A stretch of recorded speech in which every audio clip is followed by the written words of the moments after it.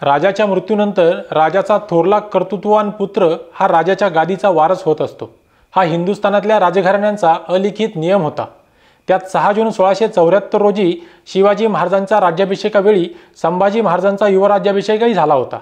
म्हणजे पुढे चालून संभाजी महाराजच स्वराज्याच्या सिंहासनाचे छत्रपती होणार यावर दस्तूरखुद्द शिवाजी महाराजांनीच शिक्कामोर्तब करून ठेवला होता। पण शिवाजी महाराजांच्या अकाली महानिर्वाणानंतर महाराजांच्या अष्टप्रधान मंडळातील काही मंत्र्यांच्या मेंदूत वेगळाच कट शिजू लागला। शिवाजी महाराजांचे धाकटे पुत्र राजाराम महाराज यांचं नाव पुढे करून काही मंत्र्यांनी संभाजी महाराजांना छत्रपतींच्या गादीपासून दूर ठेवण्याचा खेळ मांडला। पण तरुण तडफदार संभाजी महाराज या कटाला पूर्ण उरले। कटाचा पूर्णपणाने बंदोबस्त केल्यानंतर संभाजी महाराजांनी राजपदाची सूत्रे हाती घेतली। हा सगळा कट नेमका कोणी रचला? या कटात कोण कोण सामील होतं?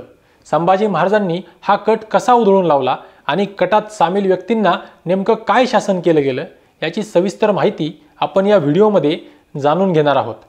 शिवाजी महाराजांचं किल्ले रायगडावर जेव्हा निधन झालं तेव्हा संभाजी महाराज किल्ले पन्हाळगडावर मुक्कामी होते। शिवाजी महाराजांच्या निधनाची बातमी गडावरील मंत्र्यांनी संभाजी महाराजांपर्यंत लवकर पोहोचूच दिली नाही। संभाजी महाराजांपर्यंत थोरल्या महाराजांच्या निधनाची बातमी पोहोचण्याआधी राजाराम महाराजांचा राज्याभिषेक उरकून घ्यावा असा या मंत्र्यांचा मनसुबा होता। त्यानुसार थोरल्या महाराजांच्या मृत्यूनंतर बरोबर 19 दिवसांनी अक्षय तृतीयेच्या मुहूर्तावर अनाजीपंत सुरनीसांनी राजाराम महाराजांचा मंचकारोहण विधी पार पाडला। अनाजीपंत सुरनीस हाच संभाजी महाराजांविरुद्धच्या कटातील मुख्य सूत्रधार होता। काही साधनांच्या मते राजारामांचं मंचकारोहण उरकून खुद्द अनाजीपंत संभाजीराजांना कैद करण्यासाठी पन्हाळगडाकडे निघाला होता, तर काही साधनांच्या मते संभाजीराजांना अटक करण्यासाठी पन्हाळ्याच्या दिशेने मोरोपंत निघाला होता। मोरोपंताने तर संभाजी महाराजांना मारण्याचा हुकूम दिला होता असाही काही साधनांमध्ये उल्लेख आलेला आहे। या मंत्र्यांनी रायगड किल्ल्याचे दरवाजे बंद केले, फक्त दिंड्या उघड्या ठेवल्या, गडाखाली पाचाड येथे मोठी फौज जमा केली, गडाच्या आसपासच्या किल्ल्यांचा बंदोबस्त कडेकोट केला। या मंत्र्यांनी बाळाजी आवजी याला बोलावून पन्हाळा किल्ला ताब्यात घेण्याची पत्रे पाठवण्याबद्दल त्याला गळ घातली, पण बाळाजी आवजी काही याला राजी झाले नाही। बाळाजी पत्रे पाठवायला बदला नाही म्हणून या मंत्र्यांनी आवजी चिटणीसाकडून पत्रे लिहून घेतली आणि ती पन्हाळगडाच्या अधिकाऱ्याकडे रवाना केली। पुढे अनाजीपंत आणि मोरोपंत ही जोडगळी आपल्याला अटक करायला येत आहे हे माहिती झाल्यावर संभाजी महाराजांनी हंबीरराव मोहिते यांना पत्र लिहून त्यांच्या गोटात सामील होण्याबद्दल कळवलं। औरंगजेबासारखा महाशत्रू स्वराज्य गिळायला येतोय, अशा वेळी नेतृत्व खंबीरच हवं आणि राजाराम अजून लहान असल्याने तो हे शिवधनुष्य पेलू शकणार नाही असा त्या पत्राचा आशय होता। शिवाजी महाराजांच्या तालमीत तयार झालेल्या हंबीररावांना संभाजी महाराजांचा पक्ष न्यायाचा वाटला आणि स्वतःच्या भाच्याचा पक्ष न घेता ते संभाजी महाराजांच्या गोटात सामील झाले। पण जे हंबीररावांना समजलं ते दुर्दैवानं इतर मंत्र्यांना मात्र समजलं नाही। प्रल्हाद निराजी, बाळाजी आवजी हे तेवढे संभाजी महाराजांसोबत जुळून घेऊन पाहत होते, पण त्यांनाही मोरोपंत आणि अनाजीच्या सावलीबाहेर पडता येत नव्हतं। संभाजी महाराजांना अटक करायला रायगडावरून निघालेल्या मंत्र्यांच्या वाटेत अनेक अपशकुनी प्रसंग घडले। पुढे हंबीररावांनी अण्णाजी दत्तो आणि मोरोपंत पिंगळे यांना गुप्त बैठकीसाठी बोलावलं, पण हे दोघेही हंबीररावांना गुप्तपणे भेटण्यास गेले नाही।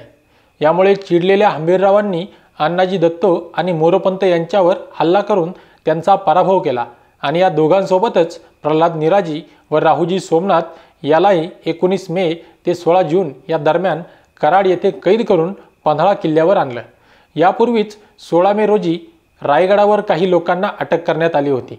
पुढे राहुजी सोमनाथ आणि प्रल्हाद निराजी यांना ते कटात सामील नसल्याचे समोर आल्याने सोडून देण्यात आले। संभाजीराजांना अटक करा अशी पत्र घेऊन पन्हाळ्यावर आलेल्या जासुदांकरवी संभाजी महाराजांना थोरल्या महाराजांच्या मृत्यूची बातमी समजली असावी। रायगडावर मंत्र्यांची काय गडबड सुरू आहे हे संभाजी महाराजांना समजलं। संभाजी महाराज लगेचच सावध झाले आणि त्यांनी सैन्याची जमवाजमव सुरू केली। स्वराज्यातील सगळी प्रजा आणि सैन्य संभाजी महाराजांच्या बाजूने होतं। आज ना उद्या खासा औरंगजेब स्वराज्यावर चालून येणार, त्यावेळी घरातल्या या कटकटी मिटवून अख्खा दख्खन एक करण्याचा संभाजी महाराजांनी प्रयत्न सुरू केला। संभाजी महाराजांच्या सांगण्यावरून हंबीररावांनी कटात सामील मंत्र्यांना अटक केली होती। कारस्थानी मंत्रिमंडळ अटकेत गेल्याने संभाजी महाराज काहीसे निवांत झाले। रिक्त पदावर त्यांनी नवीन नेमणुका केल्या आणि संभाजी महाराज पन्हाळगडावरून कराड प्रतापगड मार्गे रायगडावर दाखल झाले। 1677 नंतर तब्बल 3 वर्षांनी संभाजी महाराजांनी रायगडावर पाऊल ठेवलं होतं। पण यावेळी त्यांचे आबासाहेब गडावर नव्हते. स्वकीयांची फितुरी त्यांनी मोडून काढली, पण थोरले महाराज नसल्याचा दुःखाचा डोंगर त्यांच्या हृदयावर होताच. रायगडावर पोहोचल्यावर संभाजी महाराजांनी राजाराम महाराजांना वस्त्रे आणि आभूषणे देऊन त्यांचा सत्कार केला. सोयरा राणी, पुतळा राणी या त्यांच्या मातांशी अदबीनं संवाद केला. रायगडावर त्यांच्याविरुद्ध एवढा मोठा कट शिजला, पण तरुण संभाजी महाराजांनी हे प्रकरण अतिशय पोक्तपणे हाताळलं. कटात सामील मंत्र्यांना कैदेत ठेवलं आणि 20 जुलै रोजी स्वतःचा मंचकारोहण समारंभ तर 16 जानेवारी 1681 रोजी स्वतःचा राज्याभिषेक करून घेतला. या दरम्यान राज्याभिषेकाच्या आधी साधारण 1680च्या सप्टेंबर-ऑक्टोबरमध्ये मोरोपंत रायगडावर कैदेत असताना हाय खाऊन वारला. राज्याभिषेकाच्या वेळी जुने जाणते मंत्री कैदेत असणं बरोबर नाही, म्हणून त्यांची सुटका करावी अशी विनंती काही अनुभवी लोकांनी संभाजी महाराजांसमोर केली. संभाजी महाराजांनी मोठ्या मनाने स्वराज्यद्रोहच असला तरी पहिला गुन्हा आहे म्हणून सर्वांना माफ करून परत स्वराज्य कार्यात रुजू करून घेतलं. मोरोपंत वारल्याने त्यांचा मुलगा निळोपंत याची सुटका करून त्याला पेशवाईची वस्त्रे दिली. अण्णाजी दत्तोची सुटका करून त्याला सचिवपद देण्याऐवजी मुजुमदार पद दिलं.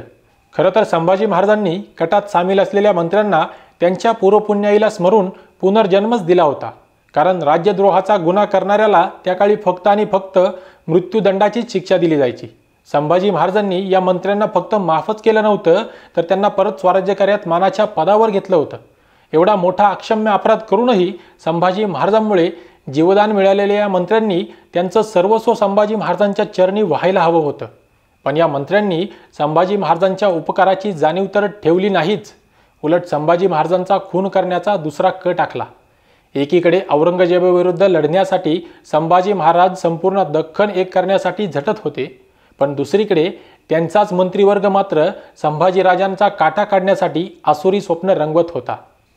त्याचं झालं असं, संभाजी महाराजांचा राज्याभिषेक झाल्यानंतर साधारण 5-6 महिन्यामध्ये औरंगजेबाचा चौथा मुलगा सुलतान अकबर त्याच्या बापाविरुद्ध बंड करून संभाजी महाराजांच्या आश्रयाला आला. औरंगजेबापासून त्याचं संरक्षण संभाजी महाराजच करू शकतात याची त्याला खात्री होती. या अकबराला हाताशी धरून परत संभाजी महाराजांना अटक करता येईल का किंवा जमल्यास ठार मारता येईल का याची अण्णाजी दत्तो, सोमाजी दत्तो, हिरोजी फर्जंद हे चाचपणी करू लागले. बहुतेक या दुसऱ्या कटात बाळाजी आवजीही सामील असावा किंवा त्याला भरीस पाडून सामील करून घेतला असावं. या लोकांनी मांसाहारात विष मिसळून संभाजी महाराजांचा जीव घेण्याचाही प्रयत्न केला. याबद्दलची माहिती एका इंग्रजी पत्रात आली आहे. त्या पत्रात इंग्रज म्हणतात, संभाजी महाराज मोठ्या प्राणघातक संकटात सापडले होते. त्यांच्या जेवणातील मांसान्नात घातलेल्या विषाने ते मरायचेच होते, परंतु त्यांच्या एका अल्पवयीन नोकराने त्यांना ते अन्न खाऊ दिले नाही. त्यातील थोडा भाग नोकरांपैकी एकाला आणि काही कुत्र्याला घातला. दोघेही काही तासात मेले. या निनावी अल्पवयीन नोकरामुळे संभाजी महाराजांचे प्राण वाचले. हाही प्रयत्न फसल्यावर अण्णाजी दत्तो आणि त्याचे पक्षकार लोक अकबराला एकांतात भेटली आणि राजाराम महाराजांना गादीवर बसवून संभाजी महाराजांचा कायमचा काटा काढण्याकामी तुम्ही आमची मदत करा, आम्ही स्वराज्याचा एक मोठा भाग तुमच्या स्वाधीन करतो अशी तयारी दर्शवली. अकबरही या आमिषाला प्रथम दर्शनी बळी पडला होता, पण त्याच्यासोबत राजस्थानहून आलेल्या दुर्गादास राठोड या मुत्सद्द्याने अकबराला वेळीच सावध केलं आणि हे प्रकरण तू संभाजीराजांच्या कानावर घाल आणि त्यांची मर्जी संपादन कर असं सुचवलं. अकबरानेही घडलेला प्रसंग संभाजीराजांना कळवला. या प्रकरणाची माहिती रॉबर्ट आर्म आणि निकोलाय मनुची यांच्या लिखाणात आपल्याला दिसून येते. माझा काटा काढण्यासाठी ही लोक स्वराज्यही अकबराच्या घशात घालायला तयार झाली आहेत. हे ऐकून आता मात्र संभाजी महाराजांचा राग अनावर झाला. त्यांनी लागलीच कटात सामील अण्णाजी दत्तो, बाळाजी आवजी, सोमाजी दत्तो, हिरोजी फर्जंद, श्यामजी नाईक यांना अटक केली. श्यामजी नाईक याला कर्नाटकात अटक केली गेली आणि या गुन्हेगारांना देहांत शासन देण्यात आलं. यांच्यासोबत कटात सामील इतर 20 जणांनाही ठार करण्यात आलं.